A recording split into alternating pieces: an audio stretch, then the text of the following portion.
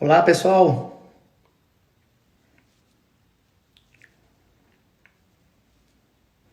Danilo, boa noite. Celso, tudo bem?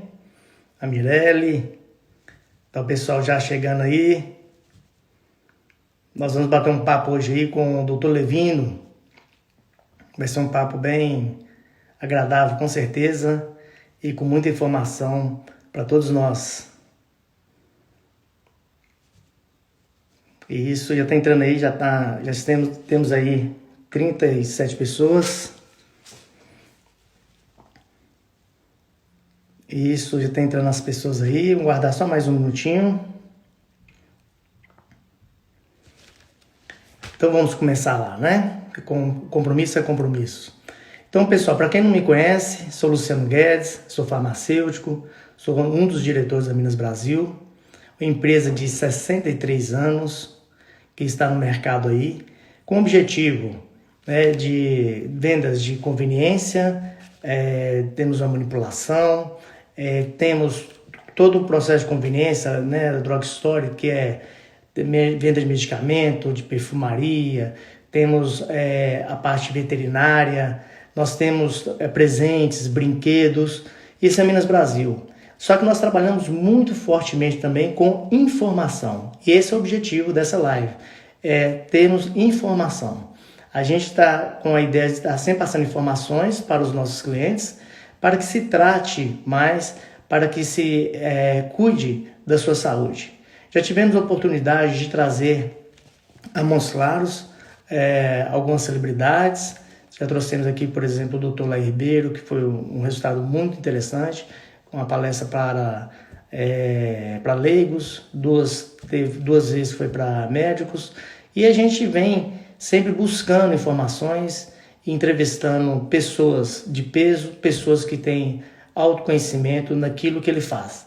E hoje, com muito prazer, nós vamos estar entrevistando aqui o Dr. Levino, né? O Dr. Levino Tadeu é da Clínica Oncológica, é um profissional gabaritado, graduado pela medicina, pela faculdade da UFMG, né? Fez residência em Montes Claros mesmo, na Unimontes, tem residência oncológica pelo Hospital das Clínicas da UFMG, né? Pós-graduado em gestão em saúde pelo Hospital Albert Einstein, em São Paulo, membro titular, sou brasileiro, da Oncológica, Clínica e Cancerologia, membro associado à Sociedade Oncológica Clínica dos Estados Unidos.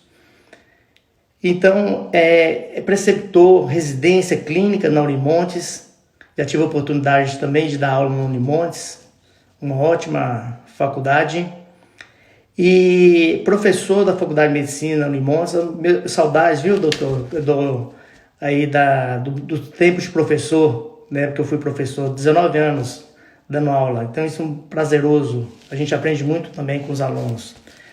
Professor da Faculdade de Medicina, né? E da Oncológica, Clínica de Oncologia do Norte de Minas. É um dos diretores. Então o doutor Levino, ele tem feito esse grande trabalho. Eu queria fazer um convite, já para que entre aí na nossa live aí, para bater um papo com o nosso pessoal aí. Doutor Levino, tudo bem? Como é que está o Oi, senhor aí? Luciano. Vou Boa chamar noite. você, né? Você é tão novo quanto eu. Acho que até mais novo que eu, não é? Está com quantos anos, Boa noite. doutor? Estou com 42. Pois é. Eu estou com 4,8. Eu brinco, é 4,8, corpinho 3,0 e vontade para trabalhar de 1,8.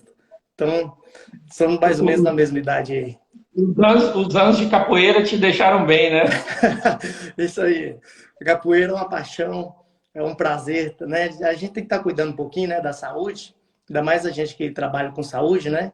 Como você e eu, e tem muita gente aí também na live que já vi que é da área da saúde, então é muito importante, né? Anne, um abração para você, Anne Massal, tranquilo? Então, é muito bom a gente está nessa área, e eu estava introduzindo aqui, falando que o propósito da Minas Brasil, além de vendas, conveniência, né, que está 103 anos no mercado, é buscar levar informação com profissionais gabaritados.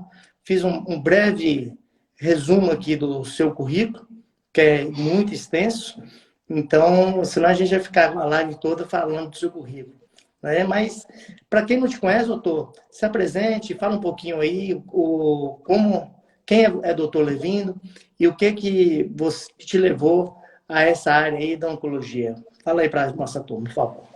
Boa noite, então, Luciano. Boa noite a todos que nos acompanham.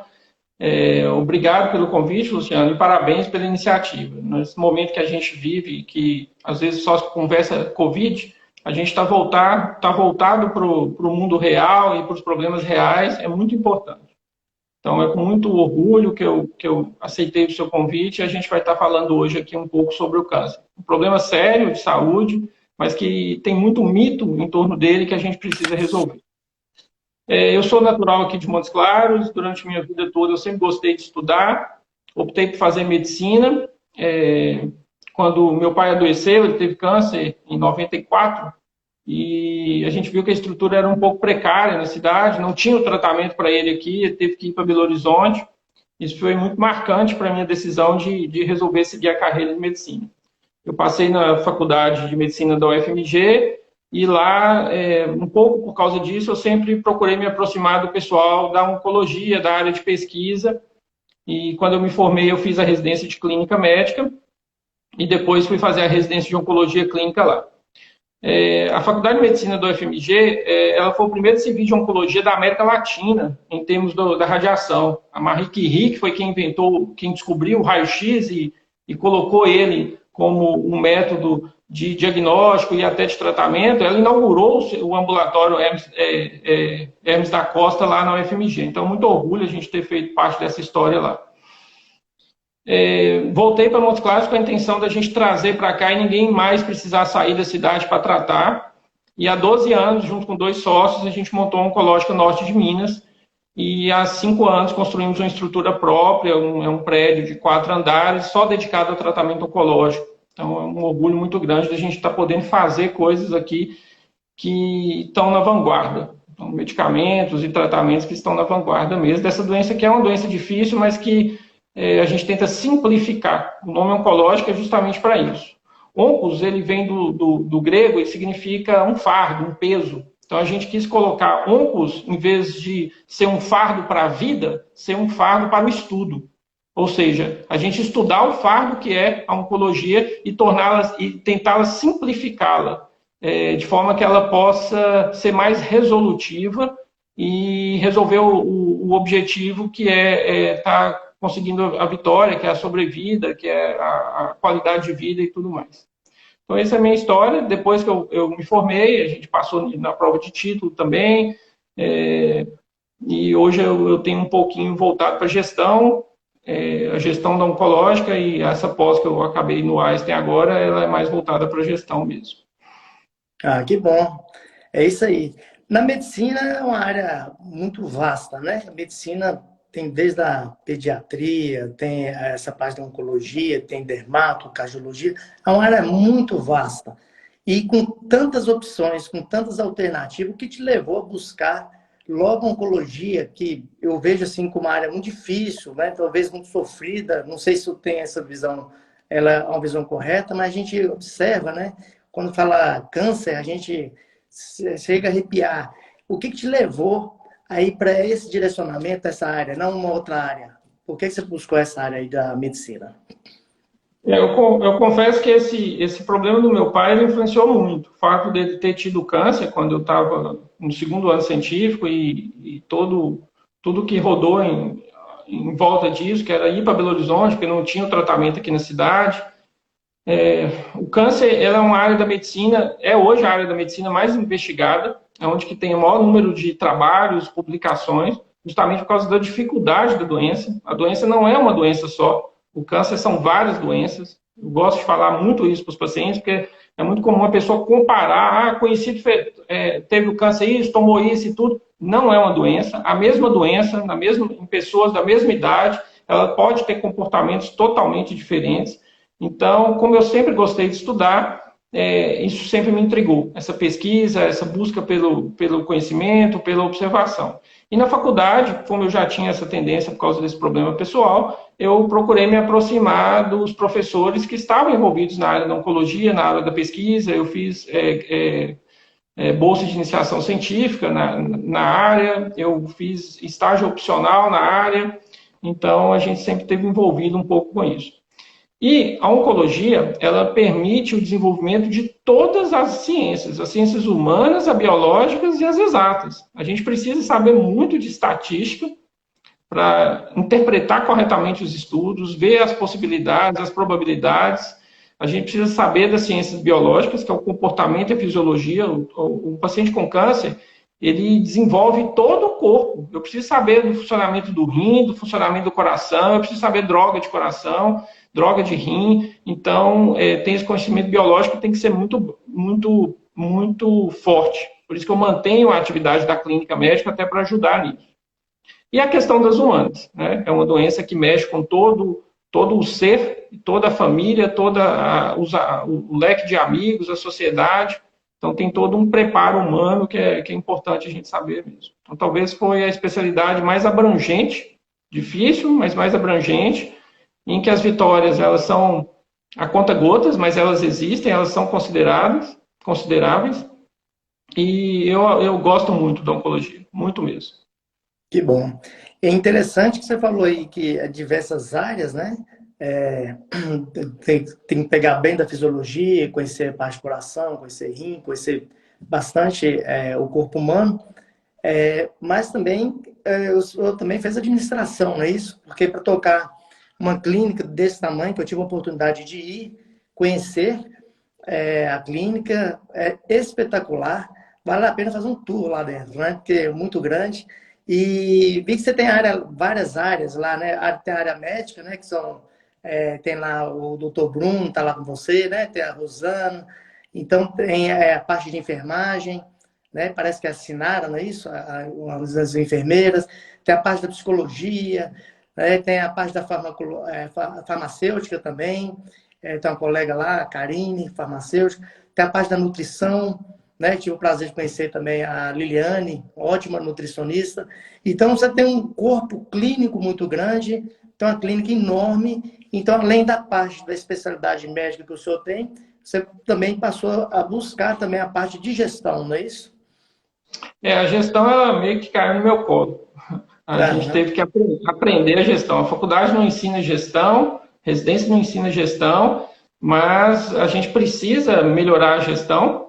Como um hospital, a gente é um hospital-dia, e a gente precisava aprimorar a gestão para poder sobreviver no país difícil do ponto de vista empresarial e estar mantendo a qualidade.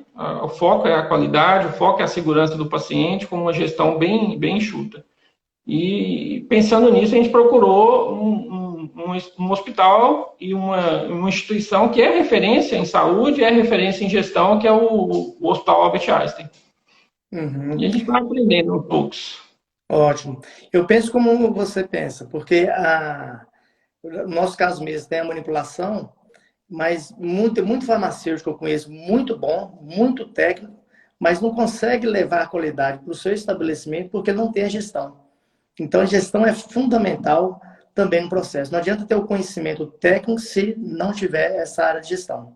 Por isso que eu procurei especializar na parte farmacotécnica, na cosmetologia, nas ciências farmacêuticas, né, na farmacologia e também na parte de gestão, para que a gente pudesse ter as certificações, como nós temos hoje a ISO 9001, temos o SINAM, que é o Sistema Nacional de Monitoramento Magistral, nós temos o selo dado pelo governador de Minas sobre o meio ambiente, mas isso graças ao processo de gestão, que foi nada trazido pelo curso de farmácia, e sim na parte de gestão. E, dessa forma, eu percebi, ao visitar a clínica, você tem essa pegada também de gestão, onde dá para levar todo o conhecimento técnico, né? E uma coisa que fica na dúvida, às vezes, do cliente, do Montes Clarence, às vezes fica buscando coisas fora, e você tem um convênio também. Você chegou a falar comigo que quando foi lá, você tinha um convênio. Com, eu não sei se é o Habitat, qualquer Einstein. Você tem um Isso. convênio, não é isso? Então, o que quer dizer esse convênio, doutor? Explica para a gente um pouquinho melhor o que seria esse convênio aí.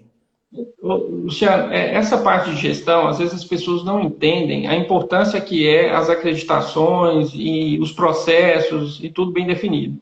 Às vezes a pessoa vai em duas farmácias e às vezes pode escolher até uma do menor preço, mas ela não sabe o que está por trás daquilo ali, né? A segurança, como que foi o transporte desse medicamento, esse medicamento chegou, ele foi averiguado, a temperatura correta, ele foi guardado de forma correta, ele foi manipulado de forma correta. Então, isso que está por trás das estruturas, que às vezes você tem uma marca, um nome, e a pessoa confia no nome, mas não sabe como que os processos estão indo atrás dele. Então, o objetivo nosso em aprofundar um pouco na gestão foi garantir a segurança nesses pontos todos. A parceria com o Albert Einstein, ela surgiu no final de 2018, e é uma parceria técnico-científica, em que a gente foi o primeiro hospital de Minas Gerais a fazer parte da rede Einstein. E a gente tem uma orientação de gestão, tinha uma orientação de reuniões científicas, o que é muito importante. A gente participava das reuniões deles, discutia casos, apresentava nossos casos, pegava opinião. Então, isso é muito enriquecedor do ponto de vista técnico, em seguir protocolos e tudo. Nos agregou muito, muito mesmo, para a instituição como um todo. Ah, que interessante. E na parte assim que você tem lá, por exemplo, como você já falou, que é multidisciplinar, então lá você faz também a aplicação, né, da quimioterapia. Sim, é um hospital dia, então a gente faz todo voltado para o tratamento oncológico. A gente faz desde exames relacionados a isso, por exemplo, biópsia de medula óssea, mielograma para diagnóstico de algumas doenças. Consultas relacionadas à prevenção, muito importante. Às vezes a pessoa chega para mim e fala assim, eu nunca quero consultar com você, mas ao contrário, você tem que consultar comigo antes de você ter a chance de ter a doença. A gente tem orientações importantes de prevenção, de diagnóstico a fazer. Então a gente faz esse papel e faz o papel do tratamento, né? Que é quando o paciente já chega com o diagnóstico da doença e aí a gente vai oferecer o melhor tratamento possível. Esse tratamento ele não é só médico, Luciano, é muito importante frisar isso. O médico não resolve tudo sozinho. Se não tiver uma equipe multidisciplinar, com liberdade, com afinidade, com interação, o tratamento não corre do mesmo jeito. Eu preciso ter uma nutricionista do lado, boa, igual a gente tem, uma enfermagem perfeita, igual a gente tem, um acompanhamento psicológico, que é muito importante, não só para o doente, mas para o familiar. E todos, a estrutura da recepção, o pessoal dos cuidados, da manutenção, da limpeza, da administração. Então, é realmente uma equipe multidisciplinar e ao longo desses anos a gente teve o prazer de agregar pessoas que eu sinto muito orgulho de trabalhar com elas e que faz com que o dia a dia flua melhor. Ah, ótimo. Pessoal, quem quiser ir, tem o Bruno tá aí, tô vendo ali a Anne, tem outras pessoas passando. Quem quiser fazer pergunta, aproveite aí, que o homem que conhece a oncologia aí é o doutor Levino. Então, vão fazer as perguntas que a gente está disposto aí. Estou vendo aí minha esposa aí, a Dange, um beijão especial, tá chegando aí também. Então, é muito bom a gente estar sabendo isso. Doutor, mas o que o senhor falou aí também da prevenção. E o que você orienta, alguma das coisas que pode ser falado aqui nessa live, o que pode ser falado para a pessoa prevenir? A gente tem algumas coisas sobre a alimentação, né, sobre o estresse, mas assim, de modo geral, o que você orienta as pessoas para prevenir contra o câncer? Luciano, como que a gente pode diminuir o impacto do câncer, principalmente através da prevenção primária e prevenção secundária? O que é prevenção primária? Prevenção primária é você atuar nos fatores de risco que levam ao câncer. E ao atuando, reduzindo e eliminando esses fatores, a pessoa nunca vai desenvolver a doença. Quais são esses métodos de prevenção primária que a gente orienta? Uma vida saudável, atividade física, evitar o sobrepeso, obesidade, uma alimentação saudável, evitar contato com alguns agentes infecciosos que são responsáveis por muitos casos de câncer, se diagnosticar esses agentes infecciosos, tratá-los eficazmente, evitar contato com produtos químicos, radiação, fumaça, tabagismo, etilismo. Isso é a prevenção primária. Tem um estudo que mostra que se a gente atuar em nove fatores de risco, são justamente esses que eu falei, a gente consegue reduzir em até 1/3 os casos de câncer no mundo. Então é muito considerável essa prevenção primária. Então a gente atua dessa forma. O paciente vai, quer saber se ele tem alguma predisposição, a gente faz uma anamnese, um exame físico e depois oferece as orientações de acordo com cada caso. Essas orientações são justamente esses fatores que aumentam o risco de câncer para estar eliminando. Um exemplo que a gente pode olhar é a questão da alimentação mesmo. Então, você pegar alimentos processados. No ano passado, a Organização Mundial de Saúde, ela colocou carne processada como um agente cancerígeno de grau 1. O que é carne processada? Bacon, presunto, salame, linguiça, salsicha, esses alimentos processados. Cada 50 gramas desses alimentos que você come por dia aumenta em 18% a chance de câncer de colo retal, de intestino. Então, são orientações que a gente fornece, coisas simples, que você pode evitar no dia a dia e ajuda muito na eliminação do câncer. Isso é prevenção primária. A outra prevenção é a prevenção secundária, que é o rastreamento. Significa tentar detectar a doença antes dela ter algum sintoma. E qual que é o racional disso? Quanto menor eu detecto um tumor, quanto mais precoce eu detecto um tumor, maiores as chances de cura, maiores as chances de sucesso no tratamento. Então, a gente oferece, individualizado, de acordo com cada caso, os exames que devem ser feitos para prevenir, para rastrear, para diagnosticar precocemente. E tem um terceiro alicerce que a gente oferece, que é a orientação genética. Alguns casos de câncer, que variam de 5% a 12%, ele tem relação com hereditariedade. Ele passa de geração para geração. Então, é importante detectar essas pessoas, essas famílias que têm essa tendência, porque aí existem orientações específicas, que podem ir desde alguns medicamentos, hábitos de vida, ou até mesmo pequenos procedimentos cirúrgicos que vão evitar o aparecimento da doença. E o terceiro triplé é quando o paciente já chega com a doença, que aí a gente procura oferecer o melhor tratamento possível para esses casos. Então, a prevenção é fundamental, Luciano. A lista é grande, né, de prevenção e de alimentos a evitar, né? Eu diria, para ficar mais simples a orientação, talvez falar o seguinte: eu evito que for gostoso. Porque você falou só coisa gostosa aí, bacon, né? Coisa conserva, né? Infelizmente, né? Isso aí provoca o câncer. A Cleo está perguntando aqui, doutor. A Cleo está perguntando aqui, doutor Levindo, quando a mãe tem uma mutação genética, os filhos também podem nascerem com essa mutação? Okay. Pergunta da Cleo. Essa é uma das orientações que a gente faz, que é o exame de orientação genética. Alguns tumores eles são causados por mutações que você já nasce com essa mutação e ela predispõe ao desenvolvimento de câncer.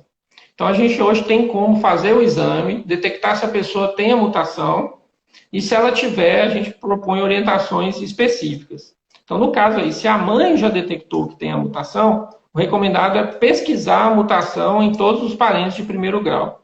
Irmãos, irmãs, filhas, filhos. É interessante pesquisar porque, para que esperar aparecer a doença se você pode agir antes de aparecer? O objetivo do aconselhamento genético é justamente esse. Certo. Tá aqui o Gilberto também está perguntando isso. Ele gostaria de saber se existe algum exame de sangue que detecte qualquer tipo de câncer que pode vir a aparecer futuramente. Não existe, infelizmente, um milagre desses, não. O que existe é direcionado. A avaliação e o aconselhamento ele é individual, ele é personalizado. Então, isso é muito frequente, essa pergunta, Luciano, porque as pessoas, às vezes, chegam com um diagnóstico de câncer e falam assim, mas eu fiz o exame há 2 meses atrás, estava tudo normal, e realmente podia estar, porque exame, e aí entra a questão da estatística, que eu falo muito com os alunos, exame, ele enxerga o que você está querendo ver. Se você pede um exame que não tem o objetivo de detectar alguma coisa, ele não vai detectar. Ele vai vir normal e a pessoa pensa que está tudo normal e não está.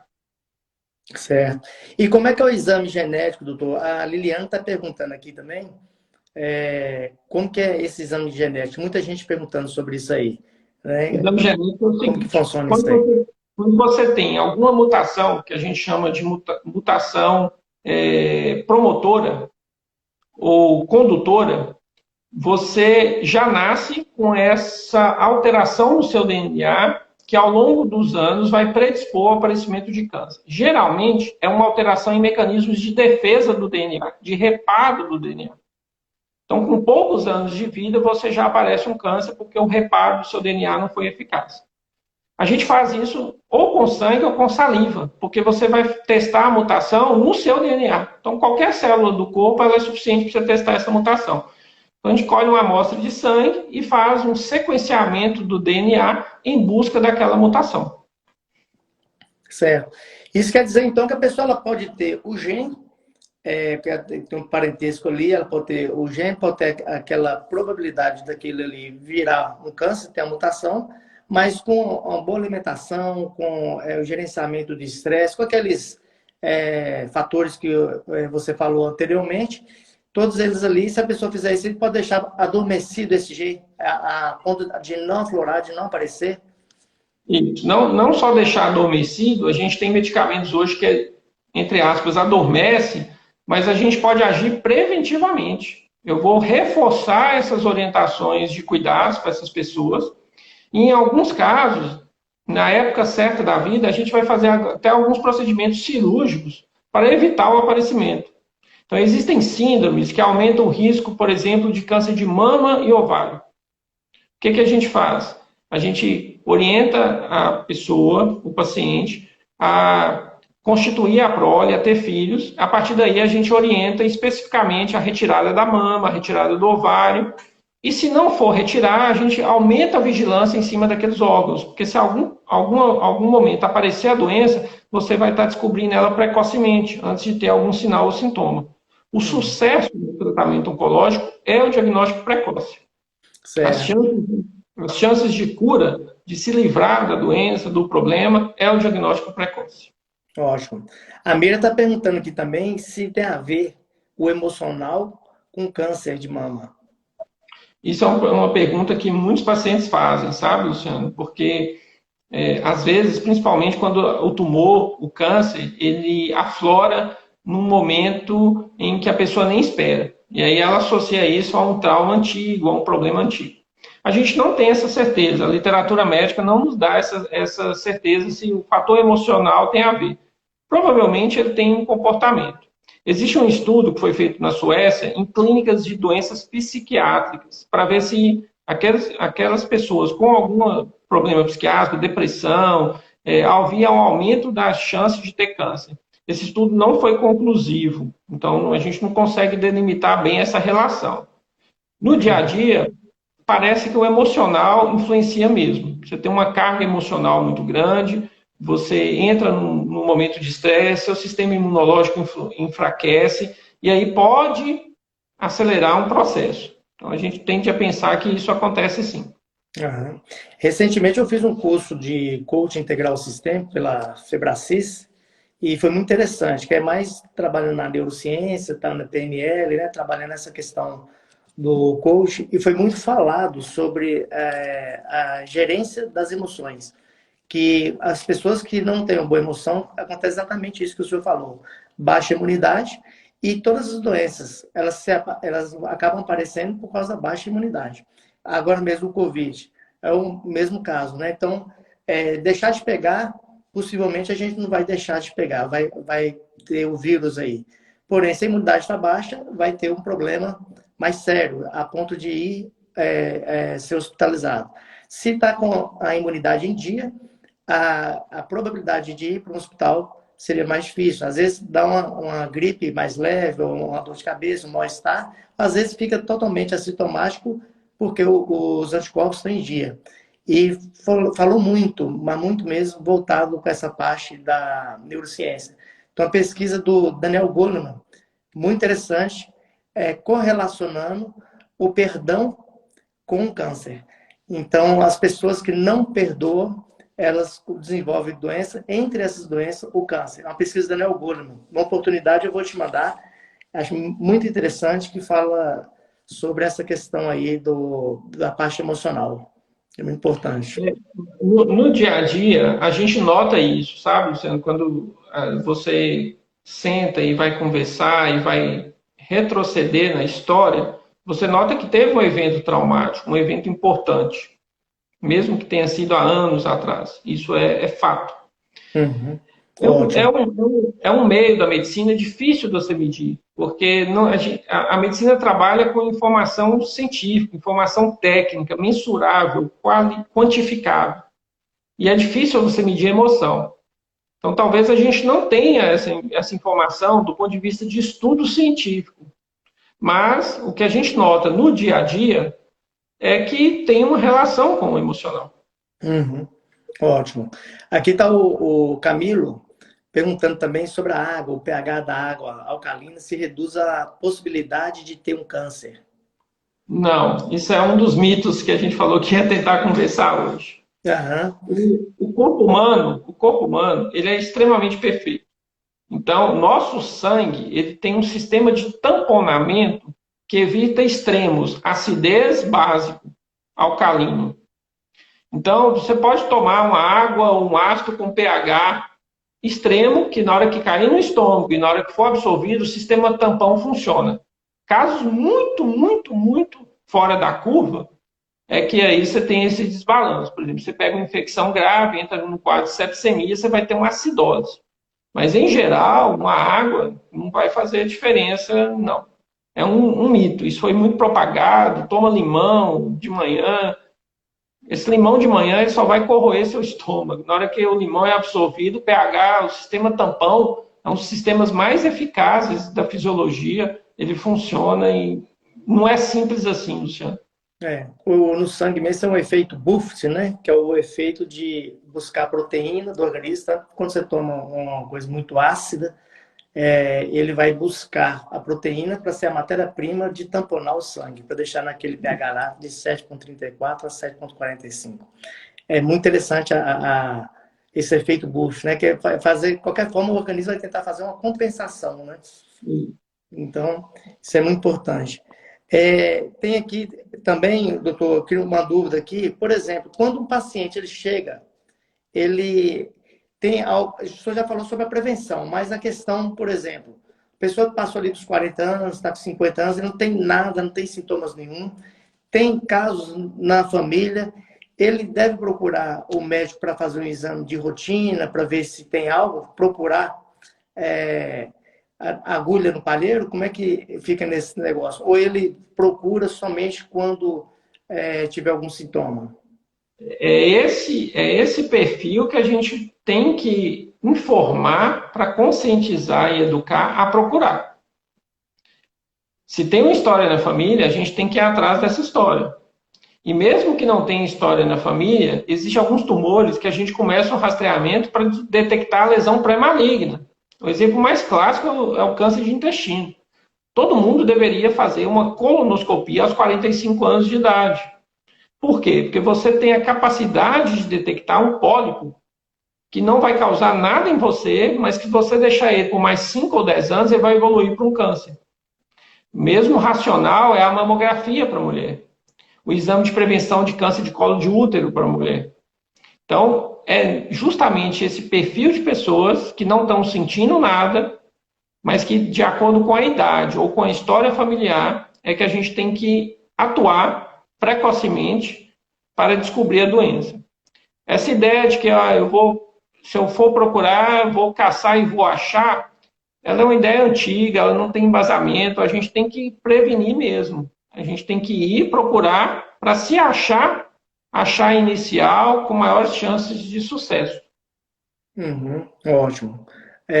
A Bruna está perguntando aqui também que o tio dela faleceu da glicoblastoma. Os irmãos dela devem fazer algum exame preventivo nesse caso aí?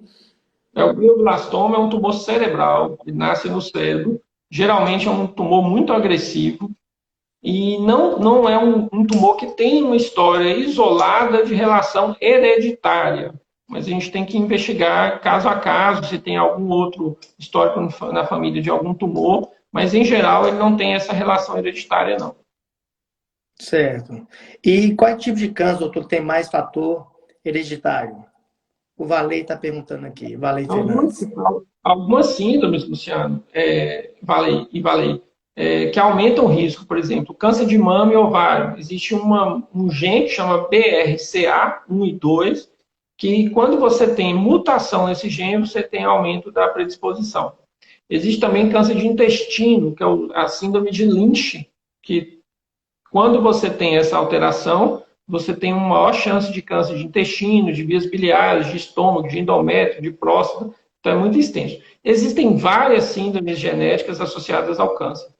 Então essa avaliação ela tem que ser individualizada mesmo. Não adianta você ir lá e fazer um exame geral procurando. Isso é até pior. Às vezes é melhor fazer um exame específico, porque você tem uma maior capacidade de detecção dessa alteração. Uhum, certo. Está aqui também a Roberta, né, elogiando aqui, falando que realizou o exame genético aí com você na clínica.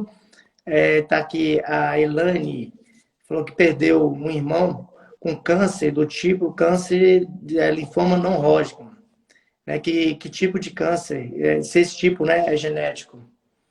Não, em geral os linfomas não são. O linfoma é um tipo de tumor. Quem trata é até o hematologista, de origem das células linfáticas, mas não tem uma predisposição genética, não.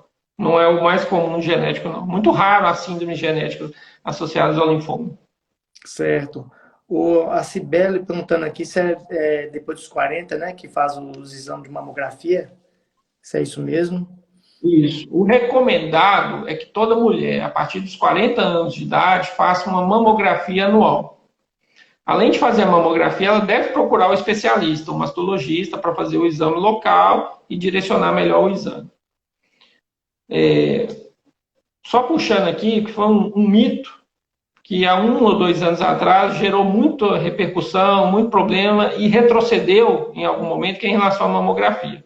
Acho que saiu um vídeo na internet, no WhatsApp, falando que a mamografia expunha a mulher à radiação, era perigosa, não trazia benefício. Isso não é verdade, isso é uma fake news, é um mito. A mamografia é extremamente benéfica. O primeiro trabalho de mamografia saiu em 1964 e ela reduz muito a mortalidade por câncer de mama, chega a reduzir em 25% a mortalidade. Ela permite o diagnóstico precoce da doença. Ela possibilita, se você diagnosticar precocemente o câncer de mama, fazer uma cirurgia menos mutiladora, uma cirurgia mais conservadora. Então, tem um impacto psicológico enorme na mulher. E também, quando o tumor é menos agressivo, mais precoce, você pode, às vezes, até nem precisar oferecer a quimioterapia, o que também é muito, muito benéfico para a mulher.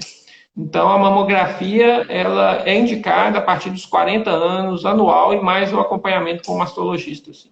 Certo. A Lohane está perguntando aqui, doutor, se existe alguma correlação do câncer com o alumínio. Que o alumínio, de fato, está presente em vários cosméticos. Né? Não só alumínio, como metilparabeno, propilparabeno, que a gente, na manipulação, inclusive a gente tem um cuidado de usar conservantes que não agride como o metilparabeno e propilparabeno. E fazendo os produtos até sem conservante. Inclusive, quem quiser, por exemplo, coisa para gestante, cremes para gestante, nós fazemos que não tem essência, não tem corante, nenhum tipo de corante e nenhum tipo de conservante. Então, pela própria manipulação, a gente consegue fazer um creme zero de conservante. Validade um pouco inferior, mas a gente consegue fazer isso aí. E a Lohane está perguntando isso aí, se tem a ver o alumínio com câncer.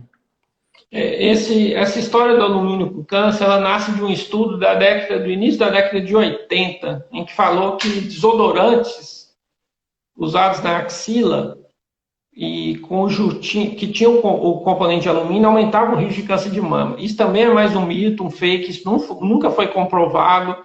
Do ponto de vista de contato natural, que tem alumínio em alguns produtos, não aumenta o risco de câncer. Certo. A Fabiana está aqui. Também não aumenta, viu, Luciano? Né? Que bom. Uhum.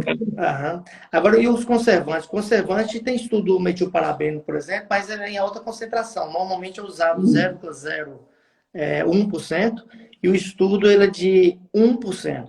Eu vejo que tem muitas essas questões também em termos de patente. Tudo que é bom demais, aí tem sempre um estudo contraditório daquele produto com doses cavalar. Então, aí você pega assim e fala, mas não vai usar. Aconteceu agora recentemente com a cloroquina, querendo excluir a cloroquina, mas com 1.000 miligramas, sendo que a dose recomendada ali é de 400 miligramas. Então, dão lá e começa a ter um monte de efeito colateral e fala assim, ó, não serve. Então, a gente vê um pouco de vício também, às vezes, em algumas pesquisas, mostrando esse lado aí. Tem vários produtos, por exemplo, a hidroquinona é um produto excelente, tem os seus efeitos colaterais, só que ele acima de 10% tem os efeitos colaterais de matar o melanossoma, né, que vai ter problema no melanócito e onde que vai tirar a melanina.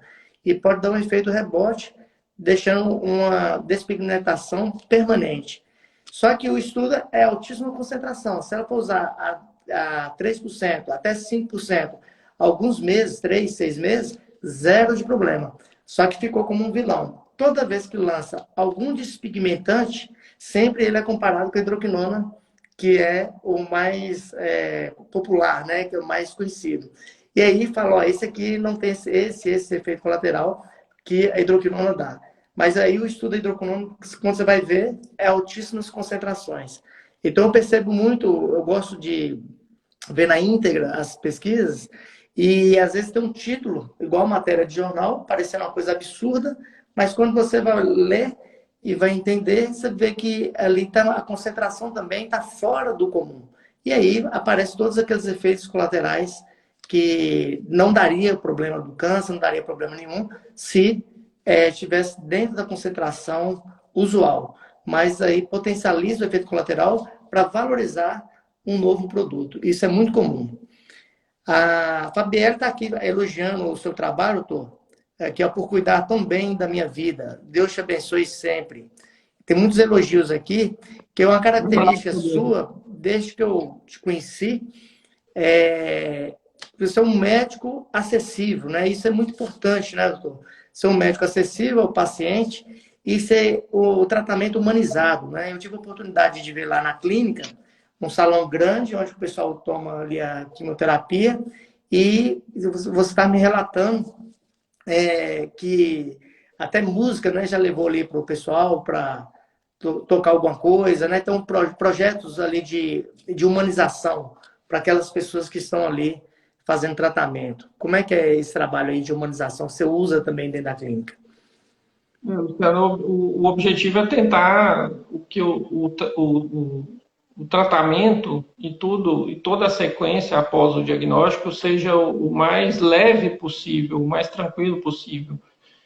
E eu acho que a humanização ali dentro, ela nasce espontaneamente, não é nada forçado. Graças a Deus, as pessoas que estão ao nosso redor, de todos, da hora que o paciente chega, a parte de recepção, de profissionais, a parte administrativa, é natural. Então, isso aí não tem preço. A equipe que Deus me deu para trabalhar comigo, ela é maravilhosa mesmo. E é um momento que a pessoa está sensibilizada, né, Luciano? Então, é muito frágil. É um momento que a gente tem que tomar muito cuidado. Então, acho que é natural mesmo. Isso é muito importante, né, doutor? A Mirella aqui está meio desesperada aqui, falando qual é esse remédio que adormece o câncer, né? O senhor já respondeu aí que não é um, né? São vários fatores, né?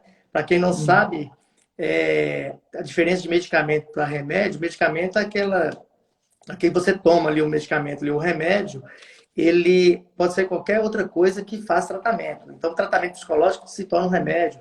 Gesso, quando você quebra o braço, quando vai colar os ossos ali, você usa o gesso. Qual o remédio para quando quebra um braço? É o gesso. Então, a pergunta da Mirella está correta, né? Qual o remédio? E o Dr. Levin já respondeu que são vários remédios, né? Que é desde a parte trabalhar do gerenciamento de estresse, alimentação, evitar conservas, né? O que mais o senhor falou aí? Carne vermelha. Carne vermelha. Né? Carne processada, alimento industrializado, fast food.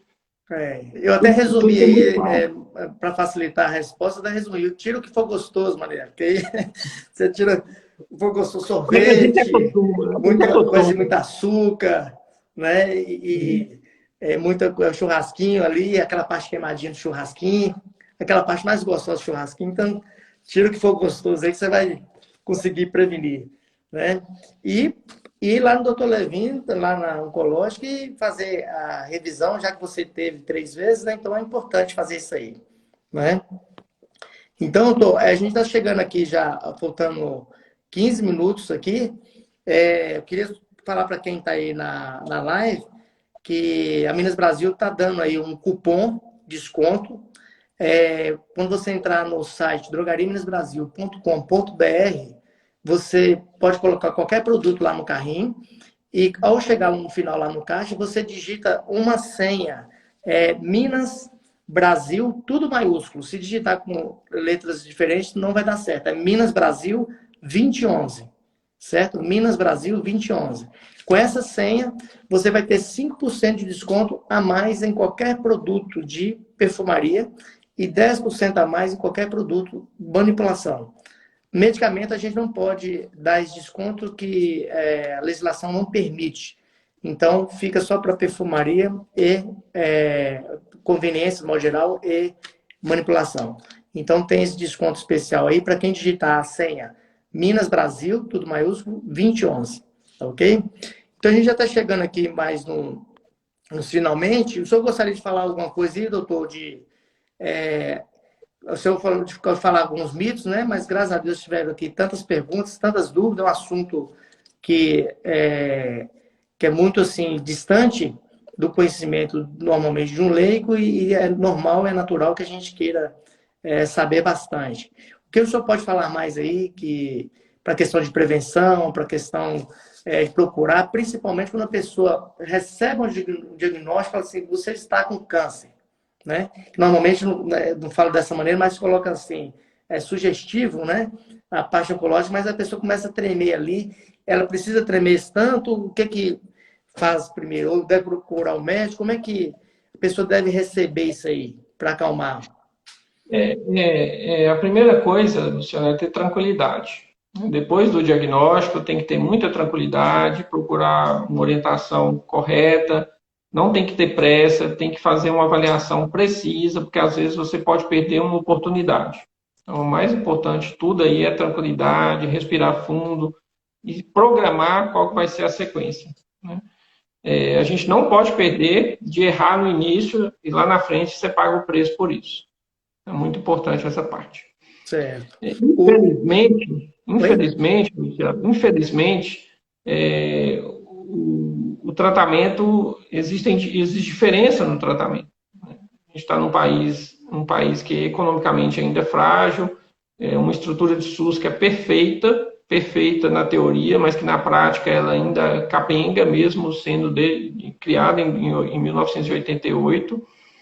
E existe uma falsa ilusão de que o SUS oferece tudo. Infelizmente não é verdade. As tabelas são desatualizadas. O tratamento oncológico, igual eu falei no início, ele é o que tem maior número de pesquisas no mundo, o câncer. Então você tem inovações. A semana passada teve o Congresso Americano de Oncologia, foi um congresso online, porque não está tendo nada presencial, mas assim, você só vê inovação, droga nova. Infelizmente, a velocidade que acompanha o Sistema Único de Saúde não é igual à realidade. E isso numa doença que você não pode errar, que você não pode pular uma etapa, isso é muito, muito, muito importante, ter essa orientação inicial correta. Certo. O Ar está perguntando aqui se o câncer de próstata realmente na raça negra ele é mais acometida. O Arley trabalha aí conosco, mas não adianta ser não, viu, Arley? Eu já vou antecipar aqui, independente se é maior ou não, vai lá com o dedinho lá, viu? Tem que ir, tem jeito não. A raça negra ela é um fator de risco a mais. História familiar positiva e raça negra é um fator de risco para a doença, mas principalmente para a doença mais agressiva. O fato de não ser da raça negra não significa que você não vai ter o câncer de próstata. Então, é isso aí mesmo que você falou, Luciano. Tem que procurar o urologista ou o oncologista e fazer a prevenção. Certo. Realmente é muito importante. E o homem é mais difícil, né, doutor? Porque a mulher, normalmente, ela se cuida mais, já tem um hábito de ir na ginecologista. e o homem ele acaba evitando, né? O urologista e o proctologista também, às vezes já foi feito o diagnóstico, já está sabendo do diagnóstico e ainda assim ele quer evitar o médico. Então, realmente o preconceito acaba levando, e sendo que proporcionalmente, né, o de próstata é mais, não vou falar mais simples, mas menos complicado do que o de câncer uma vez diagnosticado. Né? Então, e aí acaba dando um problema porque acaba do preconceito, não é isso? Isso mesmo. O câncer de próstata ele é o tumor mais comum no homem, extremamente frequente. A estatística para esse ano era 65 mil novos casos de câncer de próstata no país. E não precisa ter medo, não precisa ter preconceito. A gente já tem até exames que não precisa fazer o toque. Então, a orientação é mesmo procurar o especialista para ter sua orientação, para seguir direitinho, para evitar essa doença. Certo. A Elaine aqui está falando também se é necessário fazer um teste genético para carcinoma do estágio 1. Ela teve o diagnóstico em dezembro, no ano passado, e a cirurgia foi realizada em janeiro. Ela tem 31 anos. O fato de ter tido qualquer câncer numa idade que a gente não espera ter, já é um sinal de alarme. Então, aí merece, sim, uma consulta, uma avaliação específica, especializada, individualizada, para ver se você enquadra em alguma síndrome que precisa fazer o teste genético.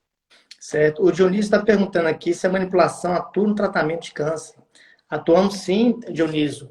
Inclusive, a gente faz não somente para formulações para prevenção, como também para tratamento, como também para dor, né, que está relacionado com câncer também. Dor. Então, tem uma formulação mesmo que a gente faz doações através do Instituto Ivan Guedes, que é para quem está abaixo da pobreza, ganhando Bolsa Família, a gente faz esse trabalho de doação da medicação.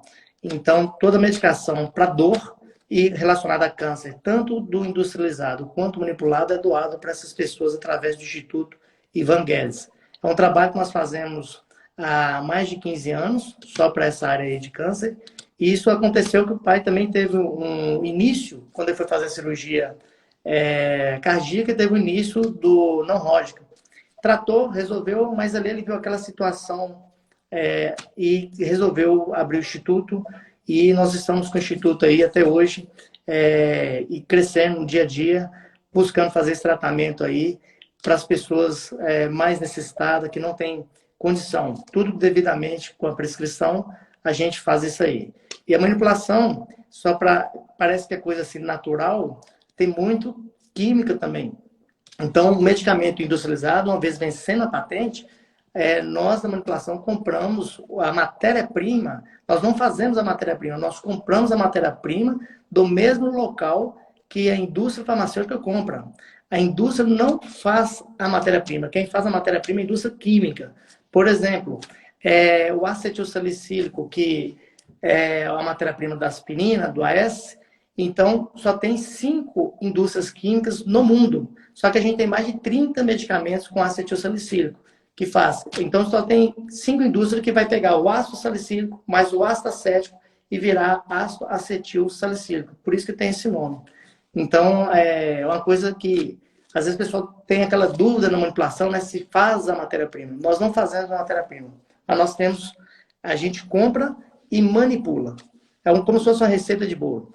E a nossa manipulação ela é aberta ao público, né? Quem quiser pode ir conhecer que o nosso laboratório é todo de vidro, transparente, que dá para olhar lá dentro e ver o pessoal manipulando.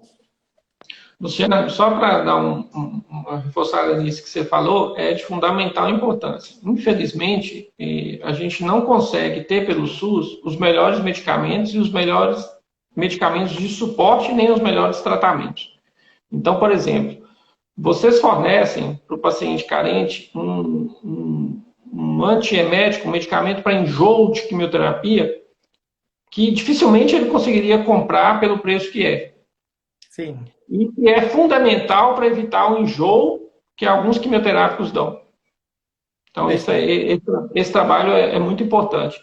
sem contar a questão do medicamento de dor, a morfina, a metadona, que também vocês fornecem. Então, eu não consigo imaginar o sofrimento que isso é atenuado pelo simples recebimento desse medicamento quando a pessoa não tem condição de comprar. A gente faz muito aquela fórmula analgésica, né? Codeína, Pliquetil, né? Dipirona e Aldol.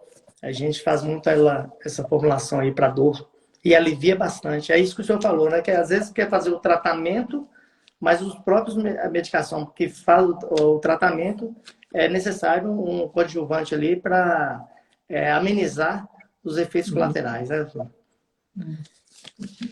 Aqui, a gente está chegando aqui, está vendo aqui mais da Elane, né? Elane e Gelane.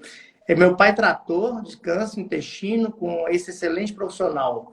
Ele e a sua equipe estão de parabéns. Nossa segunda família, a Oncológica Norte de Minas. É isso aí, é só elogios. Muita gente aqui agradecendo, muita gente elogiando. Não vai dar para ler todas as perguntas, que nós já estamos chegando aqui no final. Tive muita cólica menstruais e hoje estou com câncer no endométrio. Está aqui a Nadir. Então, tem várias perguntas aqui, só que nós estamos tendo aqui 4 minutos para a gente fazer o encerramento e não vai dar tempo de eu ler para tudo que está aqui. Mas vai estar gravado, a gente vai deixar no Instagram aqui da farmácia, vou baixar isso aqui, mandar para o Dr. Levino colocar também aí no Instagram da Oncológica, né? E depois a gente vai jogar também no YouTube. Então, deixar aí à disposição. Eu queria, doutor, agradecer imensamente a sua disposição de ter nos atendido, tirar dúvida do pessoal, a minha também, particularmente, muita coisa aí, muita dúvida, muitas perguntas esclarecedoras, isso é muito importante. E reforçar o nosso compromisso como empresa no segmento farmacêutico. A Minas Brasil, ela vem cada vez mais querendo trazer informação, trazer saúde. Então, nós vendemos, além de medicamento, nós vendemos saúde. Então, nosso propósito é estar levando saúde. Tanto que uma vez por ano nós temos palestras dadas por médicos sobre saúde do homem. A gente fala muito sobre o câncer de próstata, fala a saúde da mulher, gestante e idoso. Então, são 4 cursos que nós fazemos durante o ano com o propósito de levar informação ao cliente da maneira que o médico ele vai dar as palestras, todas as palestras são gratuitas e essa finalidade. E com o Instagram, com essa ferramenta de tecnologia, hoje é mais fácil ainda a gente conseguir alcançar mais pessoas para estar falando um pouquinho mais sobre cada área médica aí. Então, eu queria deixar aí o meu agradecimento em nome da Minas Brasil, dos seus diretores, dos nossos 1.400 colaboradores, para que você dê a sua mensagem final para quem está nos escutando. Ok, Luciano, nós que agradecemos, eu em nome de toda a equipe da Oncológica, pela oportunidade, volto a parabenizar pela iniciativa em que a gente só escuta de Covid e esquece de que o mundo tem que seguir. Lógico, dentro de todas as proteções, todos os cuidados para essa enfermidade nova, a gente tem que seguir adiante. Por que a gente tem que seguir? Porque a gente não pode perder décadas de trabalho incessante nessa orientação, nessa informação sobre a importância do diagnóstico do câncer. A gente tem um dado recente, em março e abril, agora, o impacto que o Covid trouxe da Coreia em Hong Kong.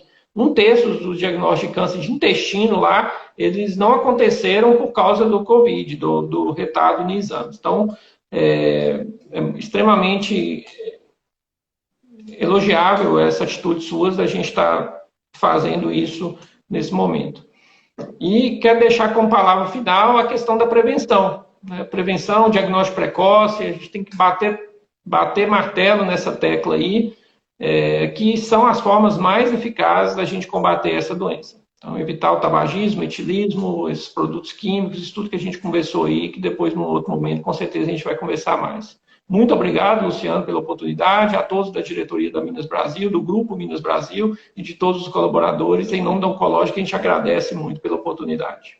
Eu que agradeço. Pessoal, vamos ficar para a próxima. Semana que vem vai ter uma live com um atleta muito interessante aí de alpinismo, a Bruna. Aí a gente vai estar divulgando aí para vocês na quinta-feira, semana que vem. Tá bom? Um grande abraço. 5 segundinhos para terminar aqui. Um grande abraço a todos. Até mais. Até logo. Um abraço a todos aí, obrigado. Nada, até lá.